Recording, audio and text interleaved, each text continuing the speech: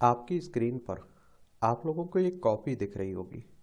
एक कॉपी है मुकेश कुमार लुनायत की और ये 2017 में यूपीएससी में सिलेक्टेड है और इनकी रैंक थी 587 भी और ये हिंदी मीडियम से थे। और जो निबंध होता है ना, ऐसे का पेपर होता है ना 250 नंबर का, 250 नंबर का, तो उसी की कॉपी है ये। और मैं आप लोगों से हमेशा कह भी रहा हूँ कि निबंध के पेपरों को आप लोग गंभीरता से लीजिए। इसमें अच्छा स्कोर किया जा सकता है अगर थोड़ा गंभीरता से लें और प्रैक्टिस करते रहें हम लोग। और ये आप लोग जानते हैं और नहीं जानते हैं तो जान लीजिए कि यूपीएससी में सिविल सर्विस में 1 नंबर आपकी रैंक अच्छी बना सकता है और 1 नंबर कम होगा तो रैंक आपकी नीचे भी जा सकती है। और अगर आप लोग यूपीएससी के द्वारा जो सिलेबस जारी किया गया है निबंध का, उसे देखें ना तो 2-3 लाइनों में उसने लिख दिया है। क्या कह दिया है उसने? उसने कहा है कि उम्मीदवार को एक निर्दिष्ट विषय पर निबंध लिखना होगा और विषयों के विकल्प दिए जाएंगे। उनसे आशा की जाती है कि अपने विचारों को निबंध के विषय के निकट रखते हुए क्रमबद्ध करें। यानी कि जो आप लोग विषय टॉपिक चुन रहे हैं निबंध लिखने के लिए, उसी के आसपास रहते हुए आप लोगों को निबंध लिखना है। और निबंध को संक्षेप में लिखें, प्रभावशाली और सटीक अभिव्यक्तियों के लिए श्रेय दिया जाएगा, यानी कि अच्छे नंबर दिए जाएंगे। इतना कहा गया है। और मैं आप लोगों से देखिए, अलग से कोई सिलेबस तो है नहीं निबंध के लिए। आप लोग जीके जीएस पढ़ते ही है, करंट अफेयर्स के लिए आप लोग देखिए न्यूज़पेपर पढ़ते रहते होंगे, संपादकीय पाठ पढ़ते रहते होंगे, कोई सामान्य मुद्दा चर्चा में रहता है तो उसके बारे में एक सामान्य जानकारी अपने पास रखते होंगे। यहीं से आपकी निबंध की तैयारी हो जाती है। बस आपको प्रैक्टिस करना है और थोड़ा अच्छे से ध्यान देना है इस पर। और कहते हैं कि इससे स्टूडेंट की सोच समझ व्यक्तित्व का पता चलता है निबंध से। और जो लोग गंभीरता से लिखते हैं, अच्छे से तैयारी करते हैं, उनके 250 नंबर में से 165 175 नंबर तक आ जाते हैं। और जो लोग होते हैं जो सोचते हैं कि हम डायरेक्ट पेपर में ही निबंध लिखेंगे, उनके 40 नंबर 50 नंबर आते हैं। और भाषा निबंध की जान होती है, इसलिए कहते हैं कि भाषा भी बड़ी अच्छी होनी चाहिए आपकी। और देखिए, ओपनिंग जो पैराग्राफ होता है, शुरुआत आप लोग करते हैं तो 5 से 7-8% में आप बता सकते हैं कि इस विषय का बैकग्राउंड क्या है, क्यों आपने ये विषय चुना है। एक उदाहरण से आप लोग शुरू कर सकते हैं निबंध लिखना, या कोई कोट्स है, लाइनें हैं, तो उस लाइनों से आप लोग शुरू कर सकते हैं। फिर आप देखते हैं कि मेन पार्ट आता है बीच का, डेवलप बॉडी कहते हैं। इसमें आप लोग पॉइंटों को चुन लीजिए, पहले ध्यान दे लीजिए, फिर आप लोग लिखना शुरू कर दीजिए। सामाजिक, सांस्कृतिक, राजनीतिक, आर्थिक क्षेत्र, ये सब आप लोग समाहित कर लीजिए और लास्ट में अपना निष्कर्ष लिखते हैं। और याद रखिए, निबंध को आपको बैलेंस बनाते हुए लिखना है, पैराग्राफ में लिखना है निबंध, ये भी आप लोग जान लीजिए। और इसीलिए इन टॉपर्स की कॉपी, सेलेक्टेड की कॉपी आपको दिखा रहा हूँ कि एक आपको अंदाजा तो हो जाएगा निबंध लिखने का कि इन्होंने किस तरह से लिखा है। तो आप एक शुरुआत कर सकते हैं और प्रैक्टिस करते करते आप लोग अच्छा निबंध लिखना समझ जाएंगे और लिखना शुरू भी कर देंगे। या आप देखिए, निबंध के लिए 3 घंटे का समय रहता है, 250 नंबर रहते हैं। यहाँ परीक्षा का माध्यम हिंदी है तो हिंदी डाल दिया करिएगा। ये अनुदेश दिए रहते हैं ना, ये जरूर पढ़ा करिएगा। प्रवेश पत्र में प्राधिकृत माध्यम में निबंध लिखना आवश्यक है और इस माध्यम का स्पष्ट उल्लेख प्रश्न सह-उत्तर पुस्तिका यानी कि क्यूसीए पुस्तिका के मुख्य पृष्ठ पर निर्दिष्ट स्थान पर करना आवश्यक है। प्राधिकृत माध्यम के अलावा अन्य माध्यम में लिखे गए उत्तरों को अंक नहीं दिए जाएंगे। सीधा सा मतलब है, अगर आपका हिंदी मीडियम है तो आप हिंदी में ही तो लिखेंगे निबंध, इंग्लिश में थोड़ी लिख देंगे। और प्रश्नों के उत्तर निर्दिष्ट किए गए शब्द संख्या के अनुसार होना चाहिए। 2 निबंध आपको लिखना है, यानी कि एक निबंध आपको 1000 से 1200 शब्दों में लिखना चाहिए। प्रश्न सह उत्तर पुस्तिका में खाली छोड़े गए कोई पृष्ठ अथवा पृष्ठ के भाग को पूर्णतः काट दीजिए। अगर कोई पेज खाली रहता है तो इस तरह से उसे काट दिया करिएगा। अब आप देखिए, खंड ए और खंड बी में से प्रत्येक में से एक एक चुनकर 2 निबंध लिखिए, जो प्रत्येक लगभग 1000 से 1200 शब्दों में होंगे। 125-25 नंबर के 2 निबंध रहते हैं ना, तो 250। इसमें आप देखिए, खंड ए सेक्शन ए है और इसमें आप देखेंगे 4 टॉपिक आपके सामने दिए गए हैं। पहला टॉपिक क्या कह रहा है? प्रत्येक असफलता में एक अवसर छिपा होता है। दूसरा टॉपिक कह रहा है कि अभिव्यक्ति की स्वतंत्रता एक मूल अधिकार जिसका सबसे ज्यादा दमन तथा दुरुपयोग हुआ है। तीसरा कह रहा है कि समृद्ध राष्ट्र हेतु स्वस्थ राष्ट्र एक पूर्व शर्त है। 4 कह रहा है कि देशभक्ति मेरा आखिरी आध्यात्मिक सहारा नहीं बन सकती है, मेरा आश्रय मानवता है, मैं हीरे के दाम में गिलास नहीं खरीदूंगा, और जब तक मैं जिंदा हूं मानवता के ऊपर देशभक्ति की जीत नहीं होने दूंगा। कट्टर राष्ट्रवाद पर व्यक्ति रविन्द्रनाथ टैगोर के उपयुक्त विचारों की समकालीन प्रासंगिकता पर समालोचनात्मक टिप्पणी कीजिए। इन चारों टॉपिक को आपको ध्यानपूर्वक पढ़ना है, सोचना है, और जो आपको पसंद हो और जिस पर आप लोग को लगता है कि आप 1000 से 1200 शब्द लिख सकते हैं, उसे आपको चुन लेना है और एक फ्रेमवर्क बना लेना है। फ्रेम बना लेना है और किस तरह से आपको निबंध लिखना है और लिखना शुरू कर देना है। ठीक है। अब आप देखिए इन्होंने कौन सा चुना है। पहला ही चुना है कि प्रत्येक असफलता में एक अवसर छिपा होता है। एक बच्चा जो बचपन से बड़ी अजीबोगरीब वैज्ञानिक हरकतों में लगा रहता था, बड़ा होकर एक वैज्ञानिक बना तथा किसी विशेष उपकरण की शोध में उसने प्रयोग प्रारंभ किया तथा बार बार असफल होने पर भी उसने हार नहीं मानी, और अंततः वह उस अभिष्ट उपकरण को प्राप्त करने में सफल हुआ जिसे आज बल्ब कहते हैं। और यह वैज्ञानिक थॉमसन अल्वा एडिसन थे। और देखिए शब्दों में थोड़ी शुद्धता रखिएगा, और राइटिंग इतनी तो अच्छी होनी चाहिए कि आपकी समझ में आना चाहिए। अब आप देखिए इन्होंने उदाहरण से शुरू कर दिया। और निबंध का सीधा सा मतलब होता है कोई बंधन नहीं है, आप अपनी भाषा में लिखिए, बस प्रभावशाली होना चाहिए, सटीक होना चाहिए।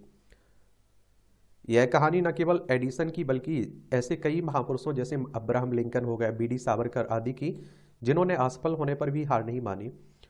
एडिसन ने अपने प्रत्येक असफल प्रयोग पर कहा था कि उसने एक ऐसा तरीका खोज लिया है जिससे बल्ब को नहीं बनाया जा सकता है। और यदि सूक्ष्म दृष्टि से अन्वेषण करें तो हम पाएंगे कि कितना आत्मविश्वास व सकारात्मक दृष्टिकोण इस वाक्य से झलकता है, और तथा यह इसी बात की ओर इंगित करता है कि अभी बल्ब बनाने के अन्य रास्ते भी बचे हुए हैं। और देखिए जब कोई काम नहीं हो पाता है, पूरा असफल हो जाते हैं, तो आप देखते हैं वहाँ से हमें सीख मिलती है, हम हारते नहीं हैं। अन्य उदाहरणों का भी संक्षेप में उल्लेख करें, ये कहा जा रहा है, इन्हें सुझाव दिया जा रहा है। और इसीलिए कहते हैं कि आप लोग भी टेस्ट देते रहा करिएगा, अपनी कॉपी चेक करवाते रहा करिएगा, और जहाँ कमियाँ रहती हैं वो भी बताई जाती हैं। सकारात्मक दृष्टिकोण के साथ ही व्यक्ति जीवन में आगे बढ़ता है तथा उसे असफलताओं को सहन करने की शक्ति मिलती है। अब आप खुद सोच के देख लीजिए, आप तो आम आदमी हैं, भगवान राम को संघर्ष करना पड़ा, तो हम तो अब सोचिए आप लोग करना ही पड़ेगा। असफलता व्यक्ति को अपनी कमियों को पहचानने तथा उनकी समीक्षा करने का एक अवसर प्रदान करती है, और जिसके द्वारा व्यक्ति को यह ज्ञात हो जाता है कि उसके प्रयत्नों में कहाँ कमी रह गई थी तथा कौन कार्य सफलता में बाधक थे। और आप देखेंगे अपनी कमियों को ज्ञात होने या फिर आप देखिए गलतियों का एहसास होने पर ही व्यक्ति उनको दूर करने या सुधारने का प्रयत्न करता है तथा सुधार के भी सभी साधनों का प्रयोग करता है जिससे कमियों को दूर किया जा सके।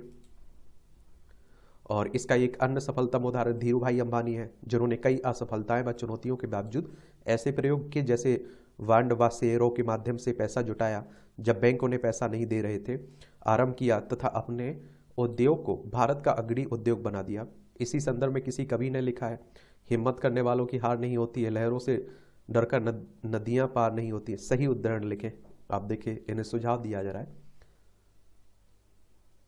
और इसी प्रकार के अन्य उदाहरण इतिहास में भरे पड़े हैं। असफलता व्यक्ति के मन को झकझोर जाती है तथा परिणामों की समीक्षा तथा सफल व्यक्तियों से तुलना करने पर व्यक्ति पाता है कि किन अर्थों में सफल व्यक्ति उससे भिन्न है तथा उन्होंने किन साधनों द्वारा तथा किस मार्ग का अनुसरण करके सफलताएं प्राप्त की थी, और तब वह व्यक्ति भी अपने आप को उसी मार्ग पर चलने के लिए दृढ़ करता है तथा उनके साधनों तथा अपनी क्षमताओं को पहचान कर जब दृढ़ संकल्प लेता है तो सफलता उससे दूर नहीं होती है तथा वह अपनी कमियों में सुधार कर निरंतर आगे बढ़ता रहता है, और यही बिंदु सफल व असफल व्यक्ति के मध्य भेद करते हैं। अब आप देखिए भारी भरकम कोई मंत्र थोड़ी पढ़ना पड़ा, कितना सरल शब्दों में लिखा जा रहा है निबंध, तो थोड़ी आप प्रैक्टिस करेंगे तो आ जाएगा सब कुछ समझ में। परंतु असफलता हमेशा एक अवसर प्रदान करे यह आवश्यक नहीं है। कमजोर मस्तिष्क व दिलों वाले व्यक्तियों के लिए असफलता और आग में घी का कार्य करती है, और तथा वे और असफल हो जाते हैं।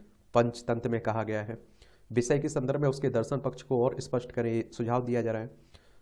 ये आप देखिए, उद्यमैन ही सिद्ध्यन्ते कार्याणि न चा मनोरथ न ही सुप्त से सिंहस्य भूखेन प्रविशन्ति मृगा। अर्थात उद्यमी से ही कार्यों की सिद्धि होती है, मन में सोचने से कार्य नहीं होते हैं और व्यक्ति को दृढ़ संकल्प होकर कार्य में लगना पड़ता है। और जिस प्रकार सोए हुए सिंह के मुंह से मेहरन अपने आप प्रवेश नहीं करता है, ठीक उसी प्रकार व्यक्ति को अपने प्रयासों से ही आप देखते हैं कि अपने प्रयासों से ही असफलता में बदलना पड़ता है। और असफल व्यक्ति यदि अपने परिणामों की समीक्षा ना करे, अपनी गलतियों को ना पकड़े, तो असफलता एक अवसर ना होकर एक घातक मनोवैज्ञानिक बीमारी बन जाती है, जो व्यक्ति को और पतन की ओर ले जाती है। और आप देखते हैं कि तथा वह अपनी असफलता के विषय में ही सोचता रहता है तथा उसकी बुद्धि का नाश हो जाता है। गीता में भगवान श्री कृष्ण द्वारा कहा गया है। वर्तनीय शुद्धियों पर ध्यान न देखिए, इन्हें सुझाव दिया जा रहा है। ध्यातो विषय पुरुष सगात तेसु पजाते संगात सज्जयतो कामा कामद क्रोधाभियाते क्रोधाग्नि सम्मोहन स्मृति बिंबमात बुद्धि नाशो प्राण यशति। मेरी संस्कृत तो बहुत अच्छी है, आपकी किसी की अच्छी हो तो बताइएगा। अर्थात किसी विषय पर बार बार ध्यान करते रहने व्यक्ति की उसमें असंपत्ति उत्पन्न हो जाती है। असंपत्ति से काम उत्पन्न होता है और वह काम से क्रोध की उत्पत्ति होती है, क्रोध से समूह उत्पन्न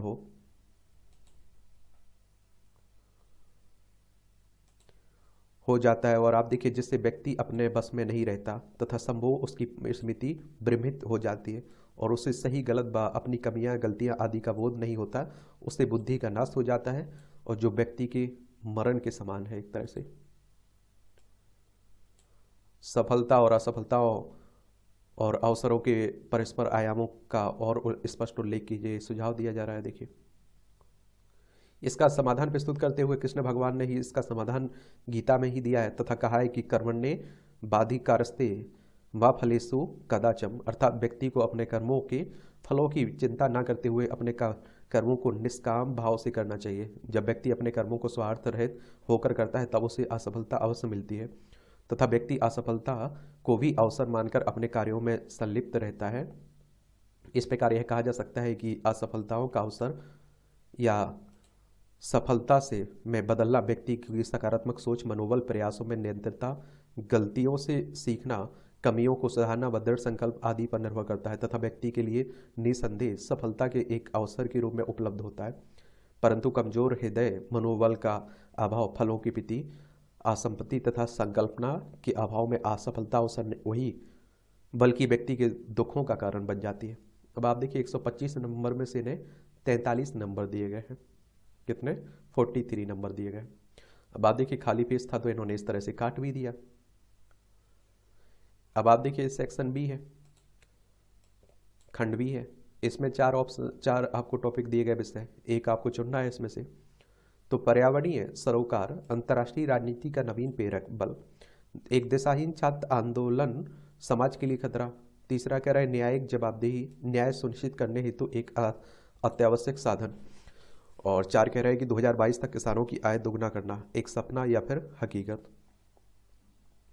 तो आप देखिए, इन्होंने 2022 तक किसानों की आय दोगुना करना एक सपना या हकीकत चुना हुआ है। और उस समय आप देखिए काफ़ी चर्चा भी हो रही थी किसानों की आय को दोगुना करने की। तो हकीकत में बदलने से पहले कोई भी सपना ही होता है। उसे दृढ़ इच्छा शक्ति, पुरुषार्थ, उद्यम, एकाग्रता तथा लक्ष्य के प्रति समर्पण के माध्यम से ही हकीकत में बदला जा सकता है।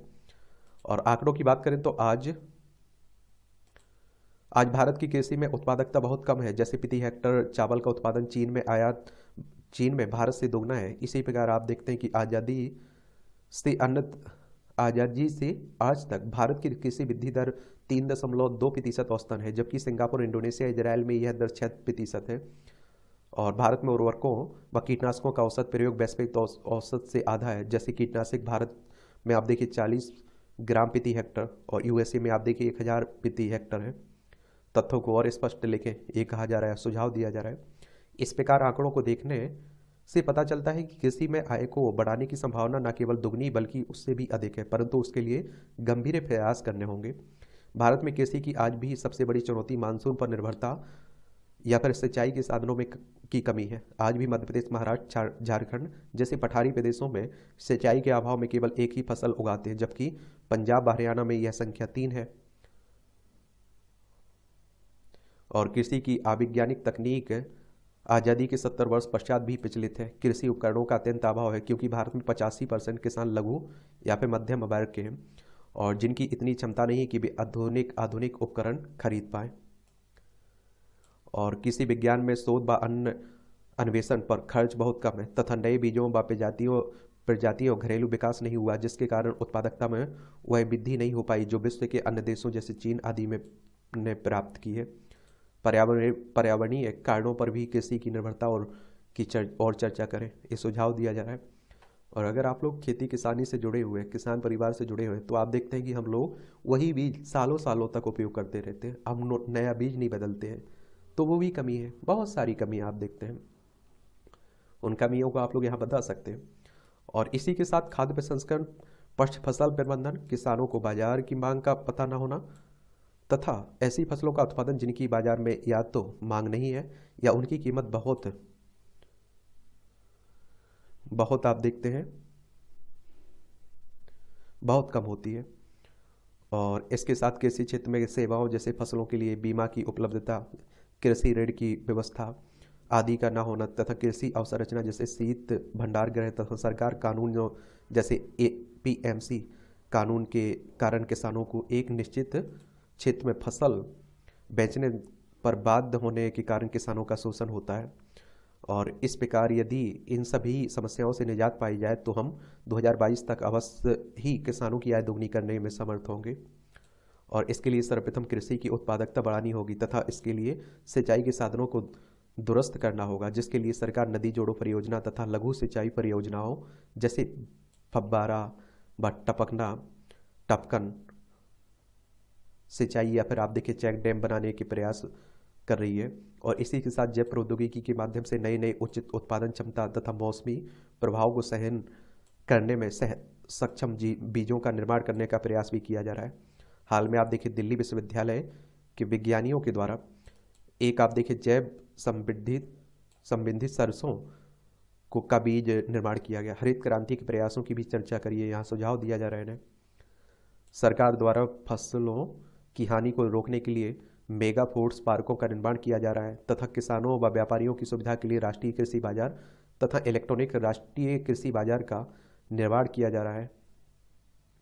किया गया तथा इस प्रसंस्करण की तकनीकों के लिए भारत द्वारा विदेशी विश्वविद्यालयों तथा उद्योगों से भी संपर्क साधा गया है, जैसे इजराइल, जर्मनी आदि। और इसी के साथ कृषि की आधुनिक प्रणालियों जैसे अनुबंध कृषि हो गई, व्यवसायिक कृषि आदि के विकास की भी संभावनाएं तलाशी जा रही हैं तथा आप देखिए लैंड लीज अधिनियम में सुधार करके जोत एकीकरण जैसी प्रणालियों को अपनाया जा रहा है ताकि किसानों को कम लागत पर अधिक उत्पादन की प्राप्ति हो सके। किसानों से प्रत्यक्ष रूप से जुड़े उद्योगों का भी संक्षेप में उल्लेख करें, ये सुझाव दिया जा रहा है इन्हें। और ये सुझाव ये मानते हैं ना और इस हिसाब से लिखते तो आप देखिए और अच्छे नंबर इन्हें दिए जाते। कृषि उपकरणों की कृषि उपकरणों की खरीद पर सरकार द्वारा भारी सब्सिडी भी दी जा रही है। पुराने उपकरणों को आधुनिक उपकरणों से प्रतिस्थापित किया जा रहा है, जैसे ट्रेलर के स्थान पर पावर ट्रेलर आदि। इसी के साथ छोटे व मध्यम किसानों के लिए किराए पर उपकरणों को सस्ते दामों पर उपलब्ध कराने पर भी सरकार विचार कर रही है। प्रधानमंत्री फसल बीमा योजना, कृषि ब्याज दरों पर सब्सिडी, किसान विकास पत्र, उर्वरक सब्सिडी आदि के माध्यम से सरकार द्वारा कई योजनाएं किसानों की वित्तीय सुविधा प्रदान करने के लिए चलाई जा रही हैं। तो सरकार की तरफ से जो प्रयास है उनका भी उल्लेख कर सकते हैं। और जैसे किसान उत्साहित होकर कृषि करें, सरकार की विभिन्न योजनाओं का और स्पष्ट उल्लेख करें। देखिए इन्हें सुझाव दिया गया है। इसके साथ ही किसानों की आय में वृद्धि के लिए कृषि समृद्ध गतिविधियों जैसे पशुपालन, मुर्गी पालन, दुग्ध उत्पाद आदि को बढ़ावा दिया जाना चाहिए ताकि किसान को रोजगार का अन्य विकल्प साधन मिल सके तथा उसकी आय में अन्य स्रोतों से भी वृद्धि हो सके। अब आप देखिए फसल उसकी है तो आप देखिए भूसा उसका होगा ही, तो वो पशुपालन कर सकता है साथ में। और इसके लिए सरकार राष्ट्रीय डेयरी विकास योजना, कुक्कुट पालन, श्वेत क्रांति आदि के द्वारा किसान की आय को बढ़ाने का प्रयास कर रही है।